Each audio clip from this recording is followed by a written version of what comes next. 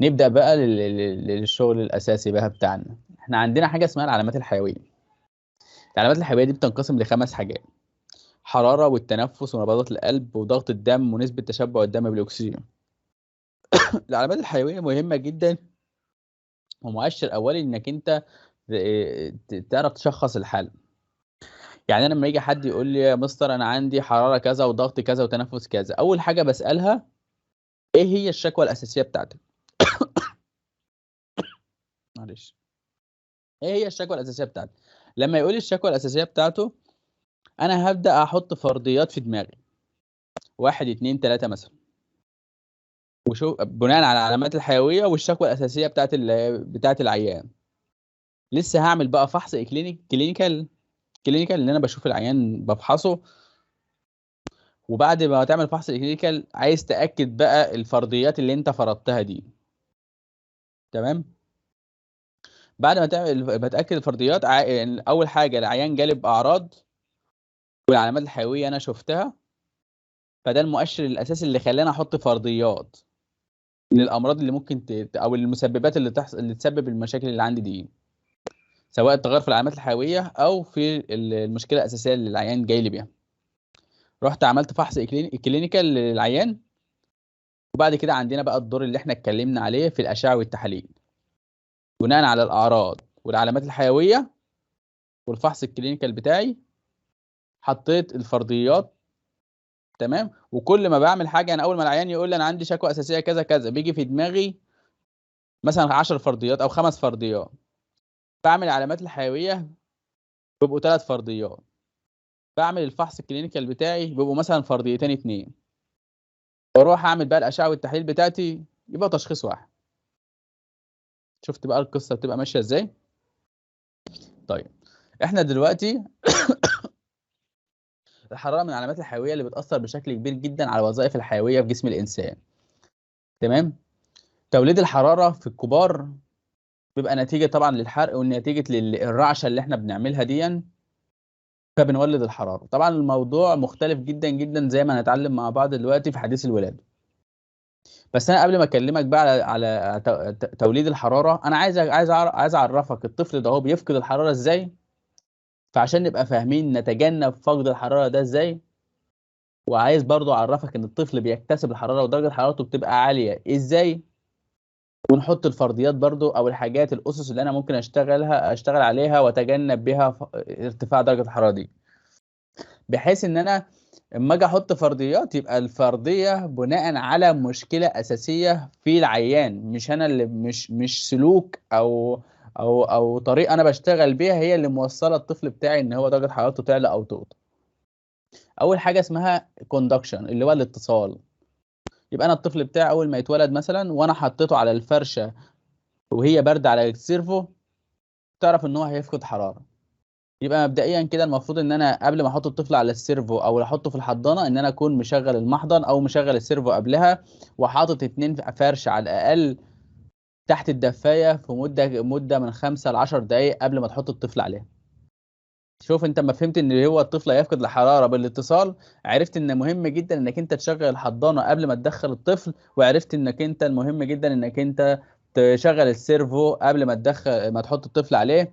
ولو انت هتستقبل طفل مولود لسه المفروض تحط فرشتين على السيرفو بحيث ان هي تدفى وتاخد درجه حراره السيرفو، بحيث ان الطفل لما يتولد فرشتين. ليه بقى؟ ان اول فرشه هنشف بها الطفل عشان لما نروح للنقطه الثانيه هنفهم.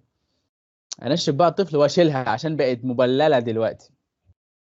تمام. فهي طول ما هي مبلله هتبقى متصله بجسم الطفل، فتنتقل لدرجه الحراره البارده دي تكتسب الحراره اللي في جسم الطفل فالطفل يفقد الحراره. يبقى انا ده ترجمت النقطه دي ان الطفل بيفقد الحراره عن طريق الاتصال، بان انا أجي اشغل المحضن قبلها وان انا اشغل السيرفو قبلها. ولو انا هستقبل الطفل لازم أن تكون السيرفو شغال من بدري ويكون عليه 2 فرش، بحيث ان انا اول ما انشف بفرشه السائل الامنيوسي اتخلص من الفرشه دي ويفضل على فرشه واحده دافيه. ما نروح بقى للنقطه الثانيه، حاجه اسمها كونفكشن، فقد الحراره عن طريق الممرات الهواء النابعه من الباب او الشباك المحضن المفتوح. افهم من كده ان الطفل ده لو محطوط على السيرفو وحاطط الفرشه بتاعتي قبلها ومدفي السيرفو والطفل بتاعي اتحط على الدفايه ودرجه حرارته قليله، ان السيرفو ده كان قريب من شباك او قريب من باب والباب عمال يتفتح ويتقفل، يكون ده هو السبب اللي ايه، لفقد الحراره. وما نعرف بقى التأثيرات اللي هتحصل والتوليد هتفهم الحاجات دي مهمة جدا جدا ازاي. حاجة تانية اسمها الايفابوريشن، التبخير بعد الولادة أول 10 ل 20 دقيقة مهم جدا، لأن السائل الأمنيوسي بيتبخر عن طريق الجلد والتنفس. احنا عارفين إن السائل الأمنيوسي بيبقى موجود حوالين الجنين عشان يحافظ على نمو الجنين ويحافظ على الحركة بتاعته ويحميه من الصدمات، وبيبقى موجود جوه الرئة وجوه المعدة. مع أول نفس المفروض إن هو بيتخلص من كل السائل الأمنيوسي ده، يعني مع النفس هيطلع بخار فيفقد حرارة. تمام.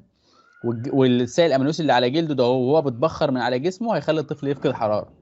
افهم انا ايه بقى، اترجمه كايه؟ اترجمه ان الطفل اول ما يتولد وجهزت فرشتين اتنين، عشان اول ما نشفته بفرشه نشفته بسرعه بفرشه عشان يمنع فقد الحراره عن طريق السائل الامينيوسي، وتخلصت من الفرشه عشان امنع فقد الحراره عن طريق الكوندكشن اللي هو الاتصال. تمام. في حاجه تانية اسمها التبخير، الاشعاع عن طريق نقل الحراره من جسم الطفل الى السطح القريب البارد. يعني مش معنى كده ان الطفل بتاعي موجود جوه الحضانه والجسم بتاع الجسم بتاع المحضن متعرض لدرجه حراره بارده اللي هو درجه حراره الغرفه، واقول ان انا الطفل ده جوه المحضن فكده الطفل مش هيفقد حراره. لا، بيفقد حراره. يبقى انا اتعلم من كده ايه، ان انا احافظ على درجه حراره الغرفه اللي محطوط فيها الحضانه من 24 ل 26 درجه، وبتتقاس بترمومتر خاص بينقيس بيه الحراره بتاعه الجو. تمام. اللي ده اللي هو الاشعاع.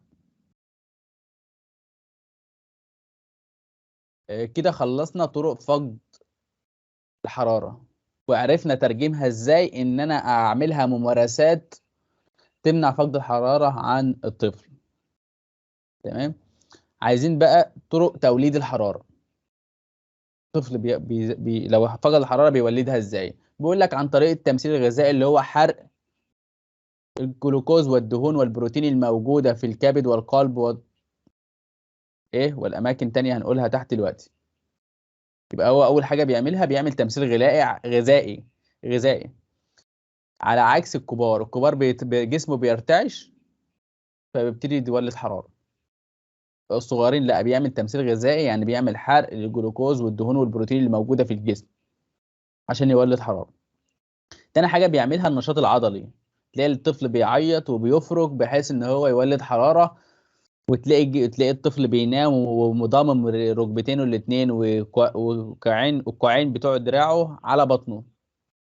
دي ميكانيزم سبحان الله ربنا خالقها كده، مع بعد العياط ولسه درجه حرارته ما ظبطتش بتلاقي الطفل ينكمش عشان يقلل مساحه السطح المعرضه لدرجه حراره البارده فيقلل فقد الحراره.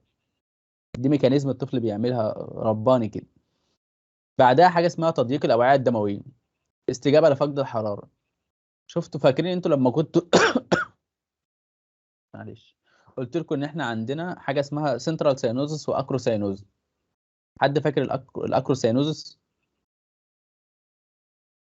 فعلوا معايا بسرعه عشان ننجز، عشان احنا لسه معانا معانا وقت طويل. ماشي. الاكروساينوزس اللي هو الاطراف بتبقى بارده، اللي هو الايدين والرجلين بتبقى بارده لونها ازرق. اتفضل. ماشي. اطراف اللي هو الايدين والرجلين بتبقى بارده ليه؟ عشان الطفل بيتعرض لدرجه حراره قليله فبيقلل اندفاع او تدفق الدم للاطراف فيبقى لونها ازرق. قلنا ان هو حاجه طبيعيه، وان هو بقى في خلال 24 ساعه بيرجع لدرجه حراره، بيرجع للوضع الطبيعي بتاعه. ساعتها بيكون الطفل خد الحراره بتاعته الكامله وتدفق الدم طبيعي جدا في كل الجسم والاطراف. حاجه تانية، توليد الحراره بدون رعشه على عكس الكبار عن طريق المستقبلات. الحراره بتبعت اشاره للمنطقه الهيبوثالاموس الموجوده في الدماغ في قاع المخ بالتحديد، واللي هي بتلعب دور في تنظيم درجه الحراره والهرمونات في جسم العيان.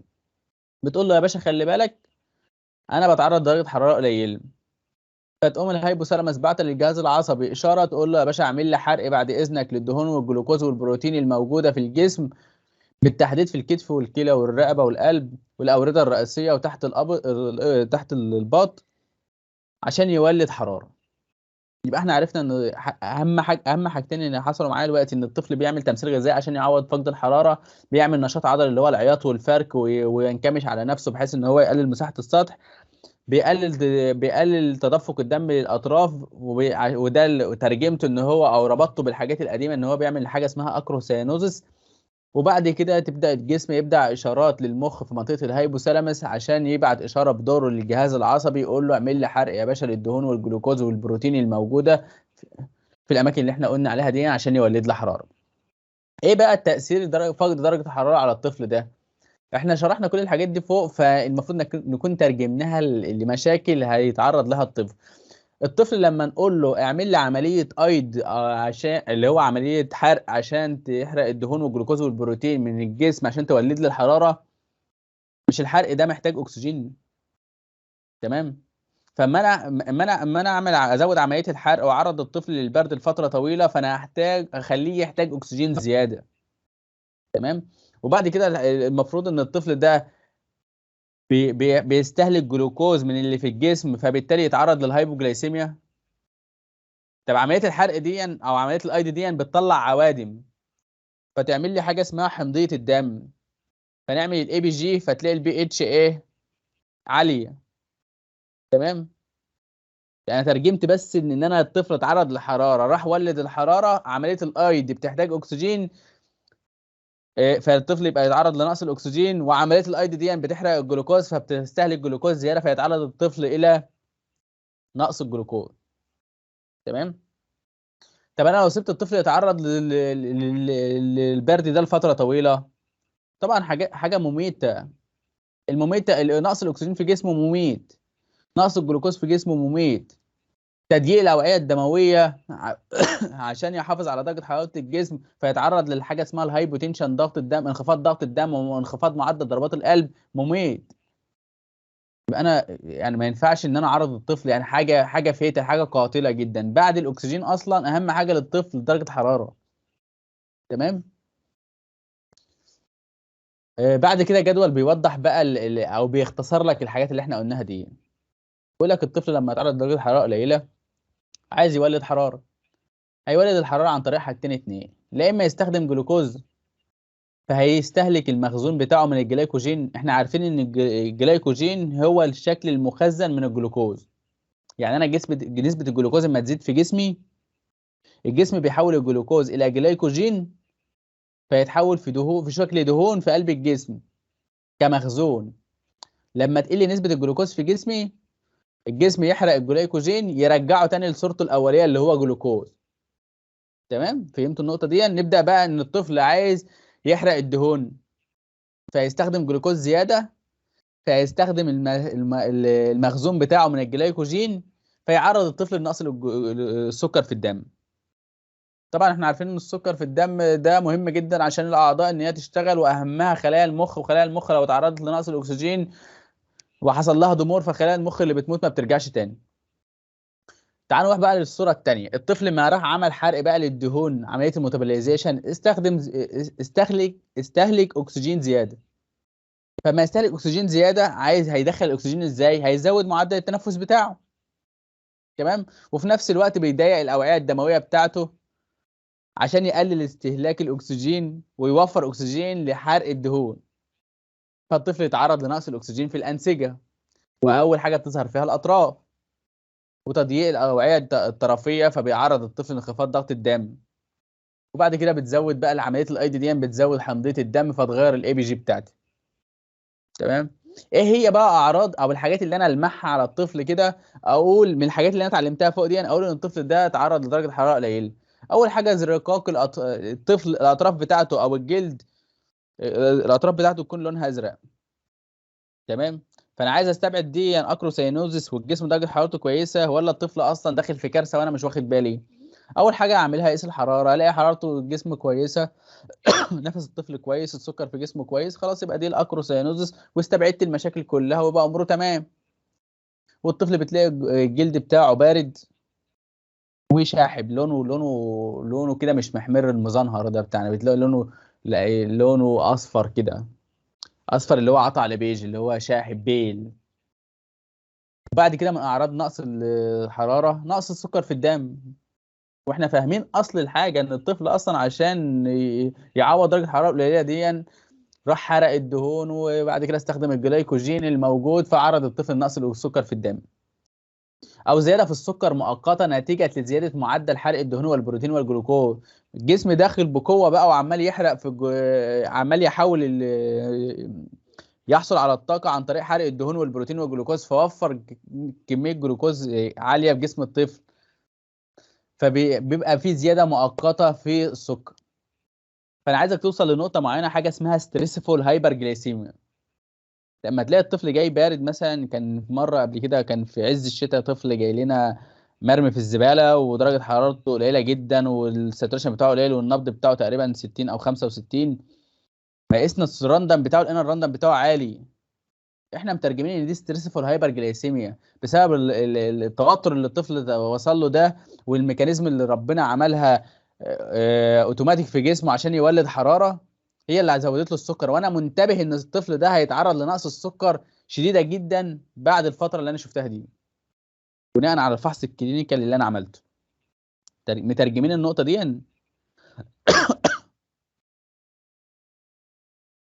ماشي، انا اعتبركم ان كنتوا مش معايا. يعني زياده سرعه التنفس والارق والعياط، زياده سرعه التنفس احنا ترجمناها وعرفناها ان هو محتاج اكسجين عشان يحرق الدهون. الارق والعياط قلنا ان احنا هو دي اللي هو عشان النشاط العضلي بتاعه عشان يولد حراره. نقص معدل نبضات القلب اقل من 100 نبضه في الدقيقه، احنا قلنا عشان بيقلل اندفاع الدم في الاورده الكبيره، فبيعرض الطفل لضغط الدم قليل، فده نبضات القلب بتقل يا رخر. صعوبه التنفس وغياب التنفس. صعوبة التنفس ده اللي هو بيتنفس بشكل اكسجين هانجر، عارف اللي هو انا عايز، بيعمل بقى الحاجات اللي احنا قلناها في الارض دي، بيزود معدل التنفس عشان يزود نفسه بالاكسجين، بيزود حجم الرئه فيحصل حاجه اسمها ريتراكشن سب كوستال وانتر كوستال ريتراكشن. ممكن يعمل جرانتنج اللي هو محتاج اكسجين زياده، فعمال يحبس الاكسجين جوه جسمه عشان يشبع نفسه بالاكسجين، فيحصل عندي النتة. اتعرض لاكسجين بقى، اتعرض لنقص الاكسجين لفتره طويله وانا ما بساعدوش، بيحصل حاجه اسمها غياب التنفس اللي هي الابنيه. تمام. وبعد طبعا كل الحاجات دي بتزود حمضيه الدم، بعرفها عن طريق الاي بي جي، غازات الدم سواء ورديه او شريانيه. تعب واجهاد في حركه الطفل وخاصه رضاعه الطفل. الطفل عمال يفرك وعمال يعيط عشان يولد حرارته. الطفل بقى بعد الحاجات دي متعرض لها لفتره طويله بتلاقيه فلاسد، بنقول عليه الطفل طفل مسنتح، بالعربي اسمه مسنتح. مسنتح بالعربي، بالانجليزي اسمها فلاسد. تلاقي الطفل مرتخي كده، ما فيش حركه عضليه في جسمه. ولو جيت اعمل له مثلا ستيميوليشن للمص او الرضاعه، هتلاقي الطفل مش بيمص على صباعي. مفيش قوه عضليه، مفيش طاقه، مفيش اكسجين، بموت يا جدعان من درجه الحراره القليله. اتجنب ازاي بقى فقد الحراره دي؟ لو انت بولد درجة، المفروض ان انا مبدئيا كده بسم الله كده ان درجه حراره الاوضه بتاعتي تكون من 24 ل 26 درجه، ويكون ان انا السيرف والحضانه بعيد عن الممرات الهوائيه، يعني ما يكونش عندي تكييف بيودي برد على طول على الحضانه، او ان يكون عندي شباك مفتوح، او ان الباب مفتوح باستمرار فبيعمل تغيير في الهواء، فبتعمل اير درافت وبتعرض الطفل لدرجه حراره قليله حتى لو هو جوه المحضن، عشان انا عارف ان طرق فقد الحراره. تاني حاجه عن طريق رفع درجه حراره الدفايه او المحضن، واحنا قلنا نخلي بالنا ان انا لو انا هحطه في الحضانه، اول حاجه بعملها ان انا معايا طفل هيخش الحضانه هشغل المحضن واوصله بالتيار، وانا اجهز المحضن بتاعي بحيث ان هو ياخد حرارته، على ما اكون انا اصلا جهزت الطفل على السيرفو اللي انا كنت مشغل السيرفو اصلا قبل ما استقبل الطفل، وحاطط فرشتين عشان لو لسه مولود بعد ما نشفته اتخلصت من الفرشه، يبقى انا كده عملت سايكل كامله من اول الاوضه للسيرفو للحضانه، ما عرضتش الطفل لدرجه حراره قليله من انا، مش هبقاش عملت ممارسات بسيطه كده عشان ان انا ما اعرضش الطفل لفقد الحراره. طب الطفل موجود بقى، عملت كل الحاجات دي وموجود جوه الحضانه ودرجه حرارته قليله، برفع درجه حراره المحضن من 1 إلى 1.5 كل ساعه. تمام. ما تجيش بقى درجه حراره الطفل مثلا 35 اقوم رايح عامل المحضن على 40. مش مطلوب خالص انك انت ترفع درجه الحراره دي كلها مره واحده. زي ما الكتاب بيقول او المصادر بتقول، بتزود درجه حراره المحضن من 1 إلى 1.5 درجه، وتقيس درجه الحراره كل نص ساعه، وبناء عليه تزود درجه حراره المحضن من 1 ل 1.5 درجه. لو الطفل اقل من كيلو والحراره ما بتزيدش، اقل من كيلو دي يعني فيري لو بيرث ويت، ده جسمه وزنه قليل جدا. ممكن تغطي جسم الطفل بكيس بلاستيك. عارف انت الكيس بتاع اللبن؟ بس في اكياس مخصصه كده بتبقى بمواصفات معينه، مش زي كيس اللبن، بس انت لو اضطريت ممكن تستخدم كيس اللبن يعني. كيس شفاف، خصوصا لو هتنقل الطفل في الساعات الاولى قبل ما تسيطر على الحراره. انت متخيل ان يبقى عندك بريتيرم، طفل بريتيرم والرئه غير مكتمله النمو مثلا، وانت اديته سيرفاكتنت مثلا، ورايح تنقله لمكان تاني يتحط على جهاز تنفس صناعي، يموت بنقص درجه الحراره وما يموتش بنقص الاكسجين في جسمه. يعني كميه البؤس، انا ما بموتش كده يا جدعان. تمام. اثناء رفع الحراره بتزود المحضن او الدفايه عن حراره الطفل بمقدار لواحد ونص درجه، بحيث يزداد درجه حراره الطفل بمقدار درجه واحده في الساعه تقريبا، وده المطلوب، مش مطلوب اكتر من كده. طيب ايه هي بقى، احنا عرفنا اسباب فقد الحراره، وعرفنا بيولدها ازاي، وعرفنا نمنع ان تعرض الطفل لفقد الحراره، والعلامات اللي بتظهر على الطفل لما يتعرض لفقد الحراره. ايه هي بقى اسباب ارتفاع درجه حراره الطفل؟ تعتبر حراره الطفل عاليه عند وصول درجه حراره اكتر من 37.5 درجه حسب كلام منظمه الصحه العالميه. الاسباب بقى ممكن يكون ارتفاع في درجه حراره المحضن او الدفايه، زودته وما بقيستش الحراره كل نص ساعه وسايب الطفل عمال مولع. تعرض الطفل الى علاج ضوئي مع عدم مراعاه تقليل درجه حراره المحضن بمقدار درجه لكل علاج ضوئي. يعني ايه الكلام ده؟ احنا عرفنا ان انا لما جيت حطيت الطفل على علاج ضوئي، اوتوماتيك عرفت ان انا هزود معدل المحاليل او هزود الرضاعه اللي الطفل بياخدها كل 3 ساعات عشان اعوض الفقد من السوائل في جسم الطفل. وهنا كمان باكد عليك اهو ان انا لما احط الطفل على علاج ضوئي، اوتوماتيك هيجي في دماغي مع تزويد المعدل الرضاعه ان انا اقلل معدل درجه حراره بواحد درجه لكل علاج ضوئي. يعني انا لو انا المفروض هحط الطفل على 33 درجه حراره في المحضن، وحطيت الطفل على علاج ضوئي احادي، يبقى انا اخليه على 32. هتعرف منين بقى 33 ولا 34 ولا 35؟ هقول لك في اخر المحاضره دلوقتي. مشاكل في الجهاز العصبي، اللي احنا قلنا ان هو الجسم بيدي اشارات للهايبوثالاموس في منطقه الدماغ، فبعدها بتدي اشاره للجهاز العصبي عشان يحرق الدهون. الجهاز العصبي ده بقى فيه مشكله فيعرض الطفل لدرجه حراره عاليه. ميكروب في الدم، تعرض الطفل للعدوى في الجسم فتزود درجه حراره عاليه. الجفاف بيزود درجه الحراره. نزيف في المخ او التهاب صحي، كل دول يندرجوا تحت اصابه الطفل بالعدوى، يزود درجه الحراره بتاعته.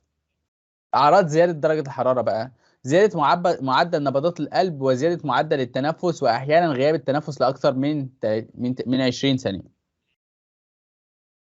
تمام. الطفل درجه حرارته عاليه، عايز يعمل ايه بقى؟ بيزود معدل التنفس بتاعه. مش احنا قلنا ان هو ممكن يفقد درجه الحراره عن طريق النفس؟ تمام. فيبتدي يتنفس بصعوبه، بسرعه، بحيث ان هو يتخلص من نسبه درجه حراره من جسمه. الاطراف بتبقى دافيه والجسم مزنهر، على عكس الاكروسيانوزس تلاقي الجسم كله احمر لونه وردي، وحتى الاطراف لونها وردي. جفاف، لان الطفل لما بيتعرض لدرجه حراره جسمه بيعرق، فما بيعرق بيفقد حراره، وعن طريق البول برضه بيفقد حراره، فبيتعرض لجفاف. تعب وضعف حركه ونقص الرضاعه، الطفل مش مرتاح، قلقان، عمال يعيط، فبتلاقي الطفل مجهد معايا. الطفل بيبقى مضطرب وقلقان وعياط خفيف. المخاطر بقى، انخفاض الضغط الدم، وجفاف نتيجة لفقد السوائل في الجسم. طبعا فقد السوائل عن طريق البول، وفقد السوائل عن طريق العرق، فيعرض الطفل معاه انخفاض ضغط الدم، توقف عضلة القلب طبعا. تشنجات وغياب النفس إلى أكثر من 20 ثانية. تمام. أعرف إزاي إن في تشنجات وفي فيتس؟ التشنجات المفروض الجسم كله بيتحرك، الجهاز العضلي بتاعه كله بيتحرك، والطفل ممكن يبقى معاها سيانوزس وما معاهاش سيانوزس. الحاجة الوحيدة المميزة إن الطفل بيتعرض لفيتس او تشنجات، افرق ما بينهم ازاي؟ ان التشنجات لو مسكت اطراف بيبقى معاها زرق سيانوزس، سنترال سيانوزس، وبيبقى معاها لو انا مسكت الطرف بتاع الطفل هتلاقي الطفل برضه بيتشنج وانا ماسكه. لكن لو الفيتس اللي هي نتيجه لنقص الكالسيوم في الجسم، بتلاقي الاطراف بتاعته عماله تتنطر وتقف كده، اللي هي الرجلين تحديدا الرجلين بتلاقيها عماله تتنفض وترجع. دي بيبقى نتيجه لنقص عنصر الكالسيوم في جسم الطفل بتاعه. وبعد كده مخاطر بتزود نسبه الصوديوم في الدم نتيجه طبعا لنقص الميه برضه. اتجنب زياده درجه الحراره ازاي؟ عن طريق التخلص من مصدر الحراره، لا اما هدوم زياده، لا اما درجه حراره المحضن زياده، لا اما درجه حراره السيرفو زياده. اتخلص من الحاجات دي كلها، وبعد كده اروح بقى اشوف الفرضيات بتاعه الطفل، عنده عدوى ولا عنده التهاب سحائي ولا عنده اي مشاكل تانية. متابعه درجه الحراره كل 15 ل 20 دقيقه لو الطفل لسه ما استقرش. ولو الطفل درجه حرارته 40 ممكن ندي الطفل دش شاور، بحيث ان انت تخلي بالك ان لو انت بتدي الدش للطفل تكون درجه حراره الميه اقل من درجه حراره الجسم من 2 درجه. يعني انا هتقول لي مثلا هدي الدش للطفل عشان اقلل درجه حراره جسمه وهديله بميه درجه حرارتها 38؟ ايوه هتعمل كده. ما انت لو رحت حطيت الطفله بميه ساقعه درجه حرارتها مثلا 30، هتلاقي الطفل دخل منك في شنجات وزراء، يبقى انت عملت مشكله. تخيل انت معاك حاجه سخنه كده مولعه وتروح تحطها في الميه، التش اللي بتحصل دي يعني التش زيها بتحصل في الاطفال، تلاقي تشنجات وهوب نبض الضغط قليل، القلب بتاعه وقف واجري ورا نفسك بقى. تمام ماشي. إيه لو هتدي اي دواء تبقى عارف ان اي دواء مش هيشتغل الا عند درجه حراره 38 فيما اقل. ما تقولش درجه حراره 40 فانا هديله دواء باراستامول او لبوس او بتاع فدرجه حرارته تقل. لا يا حبيبي اعمل له دش بميه درجه حرارتها 38 عشان اوصل حتى ل 38 عشان الدواء يبتدي يشتغل فيعمل الاكشن بتاعه. لو الحراره طبعا ما عرفناش نسيطر عليها بنروح نشوف مصدر العدوى، وممكن نسحب بقى CRP او نسحب مزرعه على حسب، او ممكن نسحب CSF اللي هو بذل القطني عشان نشوف المشكله لو الطفل عنده التهاب صحي ولا حاجه. وفي برضه هنعرف العلامات المميزه في البذل القطني، المميزه بقى اللي هو الالتهاب السحائي، وامتى نسحب الالتهاب السحائي. اما نوصل لها بقى طريقه قياس الحراره.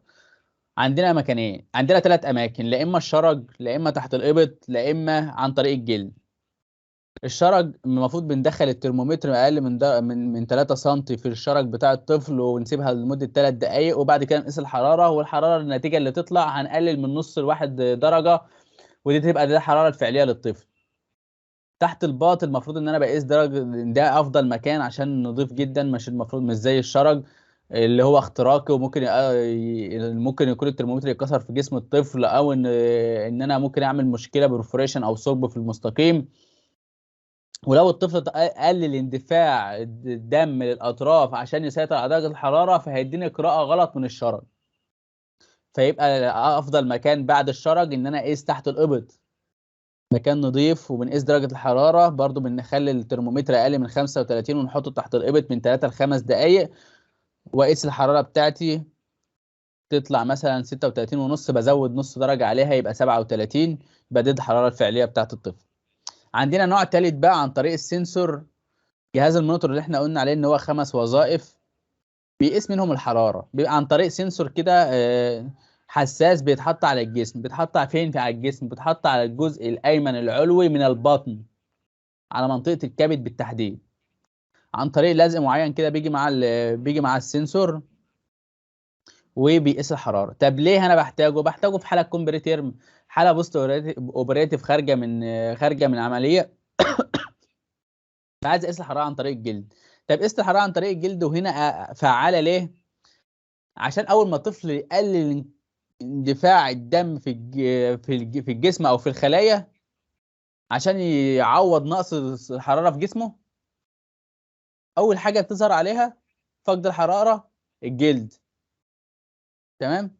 يبقى انا كده لو انا عايز اشوف بقى الحراره واعمل كلوز اوبزرفيشن عليها لما طفل يكون بري تيرم او خارج من عمليه، يبقى السنسور عن طريق الجلد عشان ده اول حاجه بتتاثر بانخفاض درجه الحراره.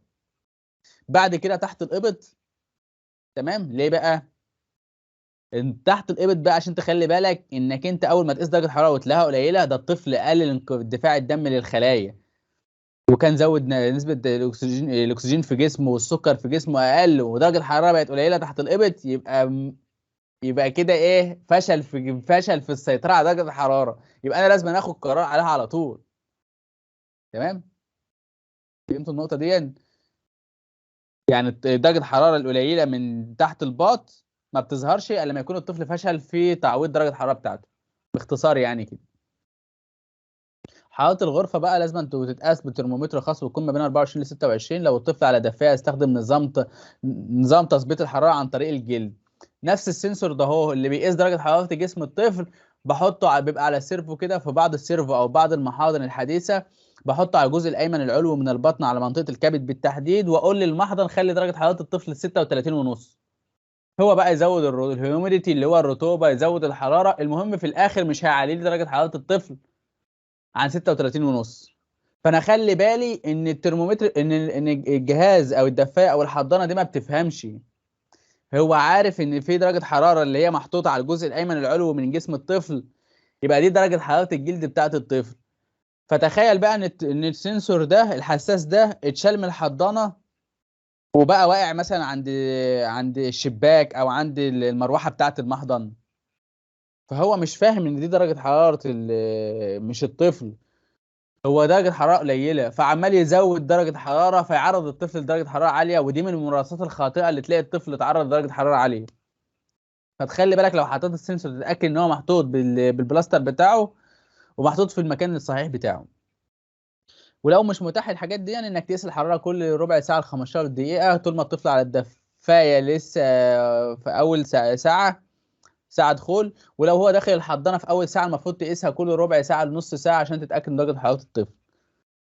بيقول لك بقى جدول وزاره الصحه لسنه 2010 وتنظيم درجه حراره المحضن. شوف بقى انا الجدول ده انا عايزك تبص عليه كده، ده جدول مقسمها لي وزن الطفل ودرجه حراره الطفل المفروض ان انا ابدا بيها والرينج اللي انا اروح فيه.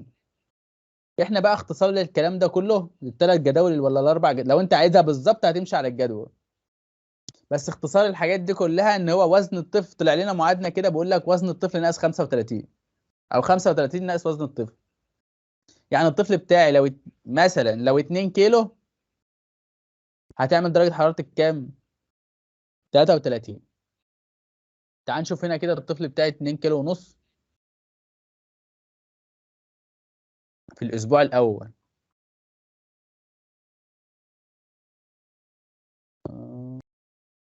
2 كيلو ونص اهو، بيقول لك كام بقى؟ 32 ونص، 32 و4 من 10. يعني المعادله بتختصر لي كل الحاجات دي، وقال لك الرينج بقى كام؟ من 31 ل 37 و7. يبقى انا همشي على المعادله ودي هتبقى حاجه كويسه بالنسبه لي. هعمل حاجتين اتنين، 35 انقص منهم وزن الطفل، احط درجه حراره الطفل عليه، واقيس درجه الحراره لو هو في اول ساعه من ربع ساعه لنص ساعه عشان ازود او اقلل درجه الحراره اللي انا ظبطتها دي، يعني اللي طلعت عن طريقه المعادله. وبعد كده بقيس درجه الحراره الروتين بتاعتي كل 3 ساعات، واتحكم برضو في درجه حراره المحضر. ده اختصار لكل الجداول دي، مقسمها لك لوزن الطفل وعمر الطفل بالساعات وبالايام كمان.